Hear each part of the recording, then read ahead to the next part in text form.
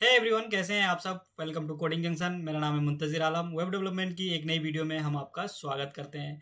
पिछले वीडियो में हमने बॉयलर प्लेट को समझा था और उससे पहले वाली वीडियो में हमने कुछ टैग्स देखे थे और हमने देखे थे कि CSS के बिना एक HTML फाइल कैसी बनती है, कैसी होती है, यानी CSS के बगैर एक HTML फाइल कितनी ख़राब दिखती है। और ये सारी चीज़ें हमने पिछली वीडियो में कवर की थी और आज के इस वीडियो में हम कुछ और HTML के टैग्स कवर करने वाले हैं। तो चलिए देखते हैं कि आज हम क्या क्या कवर करने वाले हैं, कौन कौन सी टैग को पढ़ने वाले हैं। तो चलिए शुरू करते हैं। तो चलिए सबसे पहले हम अपनी वेब नाम की फोल्डर को ओपन कर लेते हैं और इसमें हमने जो day1 HTML नाम से फाइल बनाया था HTML का, उसको सबलाइन में ओपन कर लेते हैं और चलिए देखते हैं कि आज हम कौन कौन सी टैग को कवर करने वाले हैं। तो सबसे पहले हम ले लेते हैं HTML की बॉयलर प्लेट को। ये हमारी HTML की बॉयलर प्लेट आ गई है और हम यहाँ लिख देते हैं आई लव माई इंडिया और ये है मेरी बॉडी। तो हमने इसने टाइप कर दिया है आई लव माई इंडिया और ये है मेरी बॉडी, ये हमने टाइप कर दिया है और इसको Ctrl+S दबा के सेव कर लेते हैं और इसको हम अपनी ब्राउज़र में इसकी आउटपुट को देख लेते हैं, जैसे कि हमने पिछली वीडियो में देखा था। तो ये हो गया और ये हमारी आउटपुट हमारी ब्राउज़र के ऊपर आ गई है। तो हमने ये आई लव माई इंडिया और ये है मेरी बॉडी, ये हमने अपनी बॉडी पार्ट में टाइप की थी और इसको हमने आउटपुट में जाके देखा। तो चलिए हम इसको एक टैग के अंदर डाल के देखते हैं। तो बेसिकली हमारा एक टैग होता है H1 टैग। ये H1 tag, H2 tag, H3 tag और H4 टैग और इस प्रकार से H6 टैग तक होती है। और बेसिकली ये H टैग क्या काम करती है, ये एक हर एक टैग क्या करती है, इसकी हेडिंग को बनाती है। यानी जो H1 टैग होगी वो बड़ी वर्ड देगी यानी बड़ी हेडिंग देगी और जो H2 टैग होगी उससे छोटी वाली हेडिंग देगी और उसी प्रकार से H6 टैग तक ये होती है। तो चलिए हम इसको एक हेडिंग में डाल के देखते हैं, यानी H1 टैग के अंदर डाल के देखते हैं। तो ये हमारा हो गया H1 टैग स्टार्ट और H1 टैग क्लोज। तो चलिए इसमें हम लिख देते हैं वेलकम टू कोडिंग जंक्शन।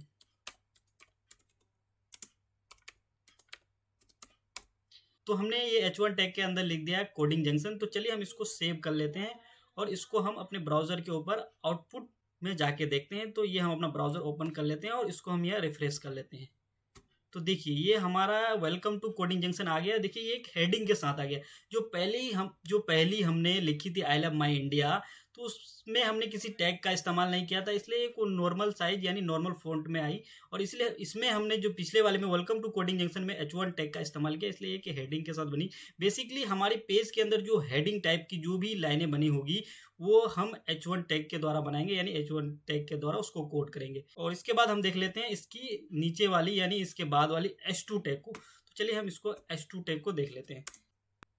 ये हमारा H2 टैग स्टार्ट और H2 टैग क्लोज और इसमें हमने लिख दिया वेब और इसको हम Ctrl+S दबाकर सेव कर लेते हैं और चलिए इसको भी हम आउटपुट में जाके देखते हैं और ये हमारा आ गया आउटपुट में। तो जैसे हमने देखा कि H1 टैग में बड़ी आई और उससे थोड़ी छोटी आई H2 टैग में, उसी प्रकार से हम देख लेते हैं H3 टैग को। ये हमारा हो गया H3 टैग, ये हमारा H3 टैग स्टार्ट और H3 टैग क्लोज। तो चलिए हम इसमें लिख देते हैं इंडिया और इसको भी Ctrl+S दबाकर सेव कर लेते हैं और इसको भी हम ब्राउज़र में जाके देखते हैं। तो चलिए इसको हम यहाँ रिफ्रेश कर लेते हैं। तो जैसे हमने देखा कि H2 टैग में थोड़ी बड़ी आई और H3 टैग में उससे थोड़ी छोटी आई। तो हम बेसिकली ये H1, H2, H3 tag heading के लिए काम आती है, लेकिन ये अपने हिसाब से छोटी बड़ी होती है। यानी H1 टैग सबसे बड़ी होती है और उसी प्रकार से H6 टैग सबसे छोटी होती है। तो बेसिकली हम हेडिंग में जो भी अपने वेब पेज के अंदर जो भी हेडिंग पार्ट को लिखेंगे यानी हेडिंग पार्ट को बनाएंगे, उसमें हम H1 टैग से लेके H3 टैग का किसी भी का इस्तेमाल कर सकते हैं। बेसिकली एक वेब पेज का जो स्ट्रक्चर होता है, जहाँ पे मान के चलिए हम सबसे बड़ी हेडिंग में H1 टैग डाल देते हैं, तो उसी प्रकार से हम दूसरी हेडिंग में यानी उससे छोटी वाली हेडिंग में H2 टैग का इस्तेमाल करते हैं। लेकिन कभी हम अपने वेब पेज में ये नहीं करते हैं कि पहले हमने H2 टैग का इस्तेमाल कर लिया और उसके बाद हम H1 टैग का इस्तेमाल करते हैं। ऐसा ज़्यादातर नहीं किया जाता है क्योंकि उससे खराब दिखती है हमारी वेब पेज, क्योंकि बड़ी जो होती है, जो मेन हेडिंग होती है वो सबसे ऊपर होती है और उसके बाद जो उसकी छोटी हेडिंग होती है उसके बाद होती है। बेसिकली हमने अभी H1 टैग से रिलेटेड जितनी भी H टैग से यानी हेडिंग टैग से रिलेटेड H1 से लेकर H6 को हमने देखा। तो मान के चलिए हमने अपने ब्राउजर के ऊपर यानी हमारे अपने ब्राउज़र के ऊपर 3-4 लाइन की यानी 4 से 5 लाइन या 10 लाइन की पैराग्राफ लिखनी है तो हम कौन सा टैग यूज़ करेंगे। बेसिकली पैराग्राफ के लिए एक अलग टैग होती है जिसका नाम होता है पी टैग। तो चलिए हम पी टैग का इस्तेमाल करके देखते हैं और लिखते हैं अपने पेज के अंदर 4-5 लाइन के एक पैराग्राफ को। तो चलिए हम सबसे पहले अपने पेज के अंदर एक पी टैग को स्टार्ट करते हैं। ये हमारा पी टैग स्टार्ट और पी टैग क्लोज, ये हमारा पी टैग स्टार्ट और पी टैग क्लोज हो गया। चलिए हम एक पैराग्राफ को लेते हैं और उसमें डालते हैं। तो चलिए हम कहीं से भी एक पैराग्राफ को उठा लेते हैं। तो चलिए हम आप पहुंच चुके हैं एक वेबसाइट के अंदर और ये हम इस पैराग्राफ को कॉपी कर लेते हैं और चलते हैं हम अपनी कोड के अंदर और यहाँ हम इसको पैराग्राफ को पेस्ट कर देते हैं और हम इसको Ctrl+S दबा करके सेव कर लेते हैं और अपने ब्राउज़र के ऊपर जा करके देखते हैं कि हमारी आउटपुट आई या नहीं। तो चलिए इसको रिफ्रेश कर लेते हैं। तो चलिए हमने जो पैराग्राफ डाला है वो हमारी ब्राउज़र के ऊपर आ चुकी है। तो बेसिकली हम हेडिंग के लिए H1 से लेकर H6 टैग तक किसी को भी इस्तेमाल कर सकते हैं और हम 4 से 5 लाइन की कोई पैराग्राफ लिखनी है तो हमें पैराग्राफ टैग यानी पी टैग का इस्तेमाल करना है। इसके थ्रू हम पैराग्राफ को लिख सकते हैं। कितनी भी बड़ी पैराग्राफ, चाहे 5 लाइन 10 लाइन, कितनी भी बड़ी पैराग्राफ को हम इसके थ्रू पी टैग के थ्रू लिख सकते हैं। जो भी हम अपनी टैग पढ़ रहे थे उसमें हम कंटेंट ही देख रहे थे यानी वर्ड्स ही देख रहे थे। तो हमारी बहुत सारी वेबसाइट के अंदर क्या होती है, इमेज भी होती है। तो चलिए हम अपने वेब पेज के अंदर, अपनी वेबसाइट के अंदर इमेज को कैसे लगाते हैं। तो इमेज के लिए हमारा टैग यूज होता है img टैग। तो चलिए हम एक इमेज को अपनी वेबसाइट के अंदर लगा के देखते हैं। तो चलिए देखते हैं हम img टैग। ये हो गया हमारा ब्रैकेट स्टार्ट और ये हो गया हमारा img tag. Basically img tag में हम कैसे इमेज को लगाते हैं। तो img टैग को इमेज में लगाने यानी अपनी वेब पेज के अंदर लगाने के लिए सबसे पहले हमारे पास इमेज भी होना जरूरी है। इमेज हम कहीं से भी डाउनलोड कर सकते हैं, इंटरनेट से या कहीं से भी, या कोई क्लिक की हुई इमेज आपके पास है तो उसे आप रख सकते हैं। तो बेसिकली हमें कैसे करनी है और कैसे लगानी है तो चलिए देखते हैं। तो सबसे पहले हमारी इमेज कहाँ रखी हुई वो देखनी है। तो सबसे पहले हमारी इमेज रखी हुई है वेब फोल्डर के अंदर। ये हमारी इमेज फोल्डर के अंदर हमारी इमेज रखी हुई है। बेसिकली हमें करना क्या है, जहां भी हम अपनी वेब पेज को बनाएंगे उसी के बगल में उस इमेज की एक फोल्डर बना लेंगे, या नहीं तो उस इमेज फाइल को उसके पास ही पेस्ट कर देंगे यानी उसके पास ही रखेंगे। तो आसानी से ये हमारा वेब ब्राउज़र क्या है उस इमेज को ढूंढ लेगा। चलिए हम अपनी कोड में इमेज को लगाते हैं। तो सबसे पहले हमें क्या करना है, इमेज जिस फोल्डर में है उस फोल्डर का नाम टाइप करना है। सबसे पहले img करके उस फोल्डर का नाम, उसके बाद फॉरवर्ड स्लैश, और करना क्या है, हमारी इमेज के ऊपर जानी है और हमारी इमेज के ऊपर जानी है। और इसको करना क्या है, इस इमेज के नाम को हमें कॉपी कर लेना है। इसको रीनेम में करेंगे और इसको Ctrl+A दबा के बेसिकली इसके नाम को कॉपी करना है। तो इसके एक्सटेंशन यानी जो फाइल फॉर्मेट में है उसके साथ में इसको कॉपी करनी है। तो चलिए हम इसको Ctrl+C दबा करके कॉपी कर लेते हैं और अपनी ब्राउज़र में इसको ला करके यहाँ पेस्ट कर देते हैं। बेसिकली ये हमारा फोल्डर का नेम हो गया और ये हमारा इमेज का नाम हो गया। और इसको हम Ctrl+S दबा करके सेव कर लेते हैं और चलिए हम अपने ब्राउज़र के ऊपर में जाकर के इसके आउटपुट को देखते हैं। ये देखिए हमारे ब्राउज़र में हमारा इमेज का आउटपुट आ चुका है। बेसिकली हमने समझा कि एक वेब पेज के अंदर इमेज को कैसे लगाते हैं। तो बेसिकली हमने अपने इमेज को उस पेज के अंदर जहाँ पे हमने अपनी HTML पेज बनाई है उसके पास रखा है। सबसे पहले क्या करता है, HTML पेज अपने पास के फाइल को यानी सर्च करता है, देखता है कि हमारी इमेज यहाँ रखी हुई है या नहीं है। बेसिकली अगर हम ये करते हैं कि इस इमेज को कहीं और रख देते हैं, चलिए हम इस इमेज को यहाँ से निकाल के क्या करते हैं, इसको यहाँ से Ctrl+X दबा करके इस इमेज को हम यहाँ पेस्ट कर देते हैं और यहाँ पेस्ट कर देते हैं। और चलिए हम अपनी Ctrl+S दबा करके उसके बाद ब्राउज़र में जाके इसकी आउटपुट को देखते हैं। और देखिए ये हमारा इमेज हट चुका है। क्यों कि हमारा जो वेब पेज है वो अपने पास में देखता है कि मेरे पास में यानी उस पाथ में हमारा इमेज है या नहीं है।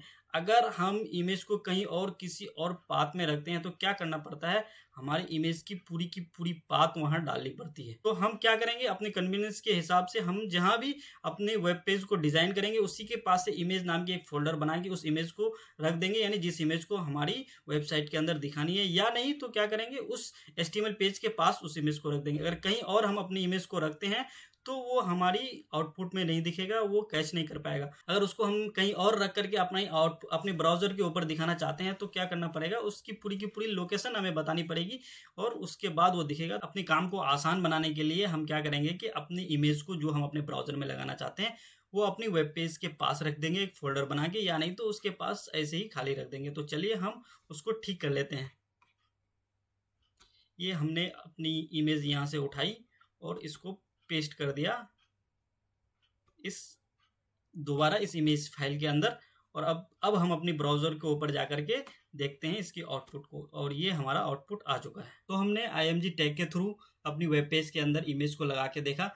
और चलिए हम इस इमेज के अंदर अपनी एट्रीब्यूट को पास करते हैं, यानी इसकी हाइट और विड्थ को अपने हिसाब से सेट करते हैं। बेसिकली हमने IMG टैग के थ्रू जो इमेज लगाया है वो अपने हिसाब से साइज ले रहा है, अपनी इमेज के हिसाब से साइज ले रहा है। अगर हमको अपने हिसाब से अगर कोई साइज देनी है अपनी इस इमेज को, तो हम क्या करेंगे, IMG टैग के अंदर कुछ एट्रीब्यूट पास करते हैं हाइट के लिए और विड्थ के लिए। तो चलिए हम इसके पहले सबसे पहले इसकी हाइट के और विड्थ की एट्रीब्यूट को देख लेते हैं। तो चलिए ये हमारी हाइट एट्रीब्यूट हो गई, और साथ ही साथ हम इसको कितना देना चाहते हैं इस इमेज की साइज को। तो बेसिकली हम इसमें दे देते हैं 200 पिक्सल, और इसकी विड्थ में देख लेते हैं हम 200 पिक्सल, और इसमें हमने इसकी हाइट और विड्थ को 200 पिक्सल दे दिया है। तो चलो इसको हम सेव कर लेते हैं और अपनी ब्राउज़र के ऊपर इसको जा करके इसकी आउटपुट को देखते हैं। और देखिए ये हमारा जो इमेज IMG टैग के थ्रू हमने लगाया है वो हाइट और विड्थ ले चुकी है, क्योंकि हमने IMG टैग के अंदर इसकी हाइट और विड्थ का एट्रीब्यूट पास किया है। तो बेसिकली ये हाइट और विड्थ जो है ये IMG टैग के एट्रीब्यूट्स होते हैं। तो जैसे कि हमने अपनी एट्रीब्यूट्स में इसको पिक्सल में दिया है, बेसिकली क्या करता है ब्राउज़र पिक्सल की भाषा को समझता है, यानी जो भी हमारी इमेजेस और डॉक्यूमेंट टाइप्स होती है, यानी फाइल्स होती है जो ब्राउज़र में दिखती है, इमेजेस होती है, वीडियोस होती है, वो अलग अलग पिक्सल्स में होती है, और ये पिक्सल्स से ही हमारी हाइट और विड्थ दी जाती है। तो दोस्तों हमने आज के इस वीडियो में देखा कि H1 टैग क्या होती है, और साथ ही साथ हमने 3, 4 या 5 लाइन की पैराग्राफ को डाल के देखा ये पैराग्राफ टैग क्या होती है, और साथ ही साथ हमने देखा कि अपनी वेब पेज के अंदर इमेज को कैसे लगाते हैं और उस इमेज के अंदर हाइट और विड्थ को कैसे देते हैं, ये हमने देखा। तो आई होप यू गाइज ये वीडियो आपको पसंद आई होगी। अगर पसंद आई होगी तो चैनल को सब्सक्राइब करें, और साथ ही साथ आप एक अच्छा वेब डेवलपर बनना चाहते हैं तो चैनल की प्लेलिस्ट में जाकर वीडियो को सीरियल वाइज एक्सेस करें और देखें और बने एक अच्छा web developer. Thank you guys.